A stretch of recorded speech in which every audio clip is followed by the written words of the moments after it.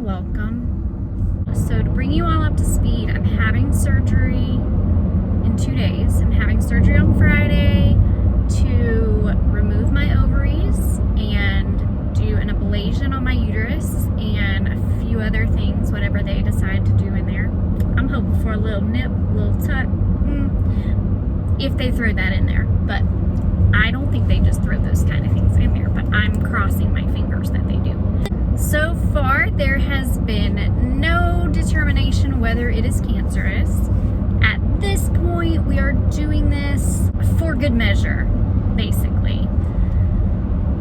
They will pathology the ovaries and everything after surgery and let us know, and I'll keep you posted.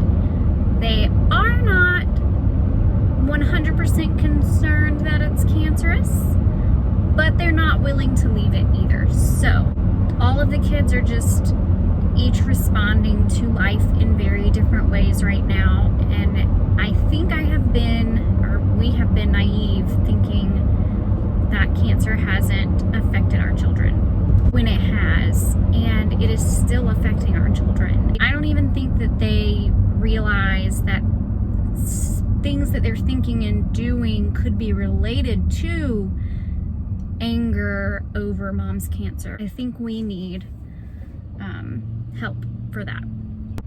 There's somebody staring at me at the red light.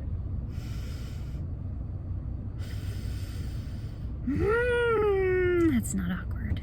Please turn green. Please turn green. Please turn green. Okay, it's green. I have several people entering into my life that are just now getting a diagnosis. I didn't do videos in the beginning the way that I did one for my radiation. That was the first time I thought to myself, I need to videotape this. So I didn't do one for my chemo and getting my port and things like that, and I really wished I had. So what I want to do is sort of talk through the beginning stages of once you get that diagnosis, what's going to happen, and what it's like to get the port and what it's like to have that chemo. I was very nervous about getting my port. I thought, you're going to be sticking something directly into my heart? No, I'll pass.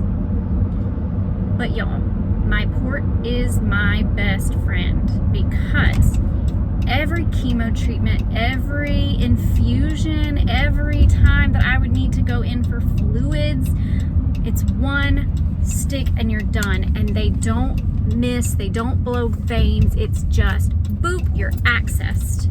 Okay, so I was really nervous. Getting it in was very easy. It was a quick little outpatient procedure, not very painful. So my port is right here, and I am a small person, so it is very, very, very visible. I really couldn't stand looking at it or touching it in the beginning, but now it doesn't bother me at all. There is a tiny, tiny incision, teeny, tiny scar, and then they just put a little needle right through there. Okay, easy, easy, easy. Ooh, the no makeup is showing now. Chick-fil-A light glowing me up. Ooh, you're welcome. No eyebrows. This is what happens when chemo takes over. They haven't grown back very well yet. So if you have the option of getting a port, I suggest you do. My very first chemo was rough. The loading dose is what they call it, is really hard.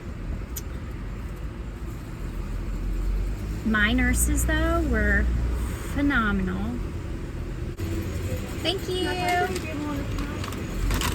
Oh, I'm gonna have a wonderful night. You just passed me a cookie. Here we go. Plenty of napkins. These cookies are gooey and delicious, but you need the napkins. Shh. Now,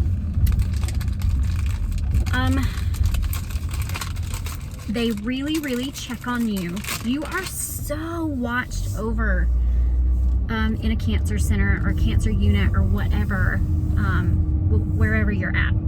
Particularly ours You're so watched over. They sit with you, they talk with you, they talk you through everything they're doing in the beginning so that you're not scared and so that you know what's happening. And I really appreciated that aspect of it, because I like to know what's happening. There were certain meds that when they would push them, I immediately didn't feel good, or I can remember certain medications at a certain point in my dose, like my taste would just change and start to go away, and that was weird.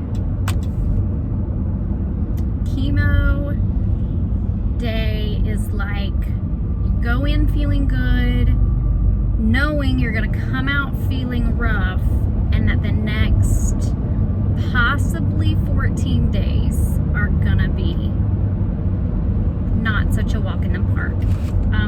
After you have chemo, you pretty much start to feel not like you've had the flu. You can feel every cell in your body. You're very aware of everything, and it all kind of hurts. But as the day goes by, it gets harder to drink. I had really big mouth problems with my chemo, and very difficult to eat. Even more difficult to eat when things don't taste like they should taste. So it's not even that they don't taste bad, it's that they have a very chemical taste. So nothing is good. The only thing that went down for me is ice cream. It did not, I guess it was because it was cold. I don't know. Ice cream and chocolatey, like milky things, a frosty, that could go down. But everything else was very, very challenging. Let's see if I can turn some lights up in here. It's getting dark outside, y'all. There we go. That didn't help. So you just have to be mentally prepared for, I just have to sleep and drink as much as I can the next 2 weeks. I have 4 kids. That was a challenge, but I had a lot of support. And the biggest thing is sign yourself up to go get fluids. You need to go in and get IV fluids. You think you're drinking enough. You're not. Even if you're drinking a lot of water, you are not drinking enough to compensate for the chemo that is inside of you destroying your cells. You need fluids. And not only did I need fluids, I needed IV vitamins a lot, because I couldn't eat. I was having horrific diarrhea. Couldn't drink. There were times where I was throwing up, not a ton, but some, and so I had to have IV nourishment. I mean, it was just. But so many people are like, oh, I'll just stick it out at home. Don't stick it out at home. Yes, during chemo, you're gonna feel like crap, but you shouldn't feel like death. They can help you. Your nurses want to help you. They want to give you things like fluids and, nausea meds and anti-diarrhea medication that will help you.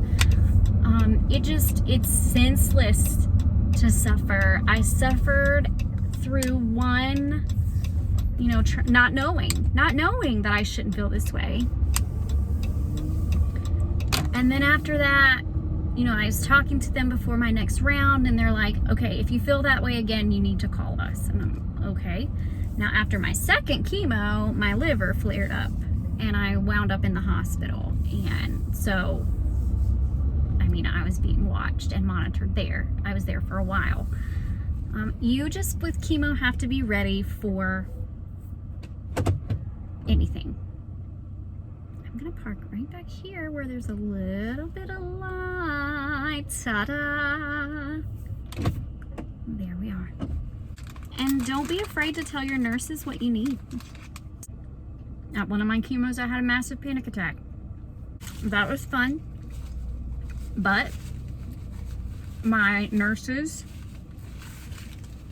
came in, gave me support. They unhooked me for a while.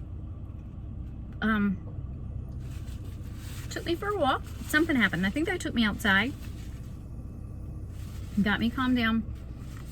We really didn't know that what was happening was my body was reacting to the high dose of the medication, and my liver was freaking out, and that's why I was having back pain, and that made me panic.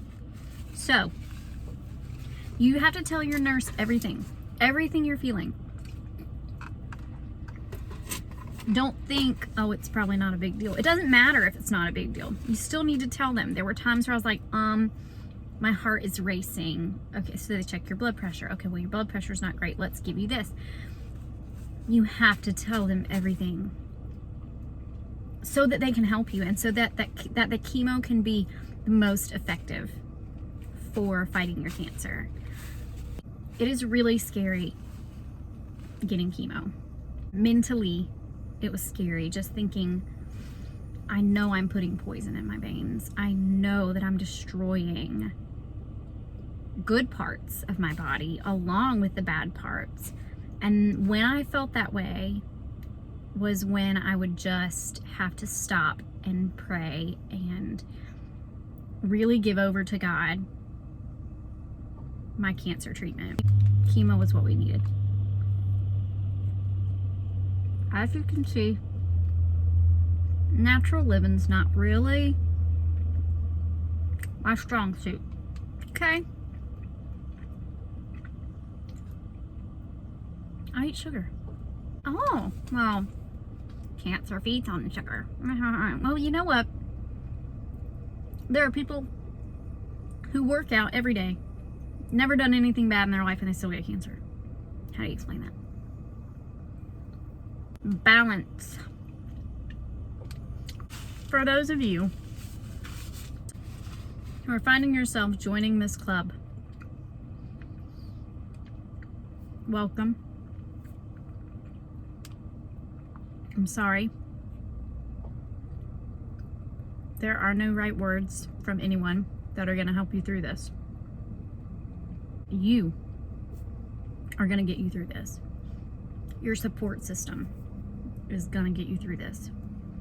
Your nurses will get you through this. She let me feel. She made it okay for me to be upset about what was happening. And I needed that. And if you are just now getting a cancer diagnosis, you need that too. You need to be told that it's okay that you're not okay. You can be mad, you can be sad, you can cry, you can scream. It really does stink. The opportunities God has given me because He allowed the cancer are huge.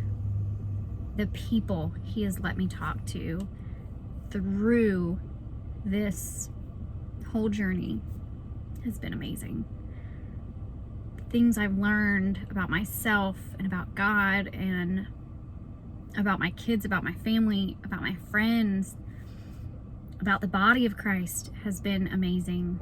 So yes, cancer stinks, but it's not all bad. Chemo is not fun, but it doesn't last forever. You just have to be ready to fight. And on the days that you're not ready to fight, you have to have people in your corner ready to fight for you so that you don't carry the burden alone. But I hope this video will help somebody who is just now joining the club. You never get out of the club. Even when you're cancer free, even when you hit remission, you're not out of the club. Go out, be light, be love, everybody, no matter what.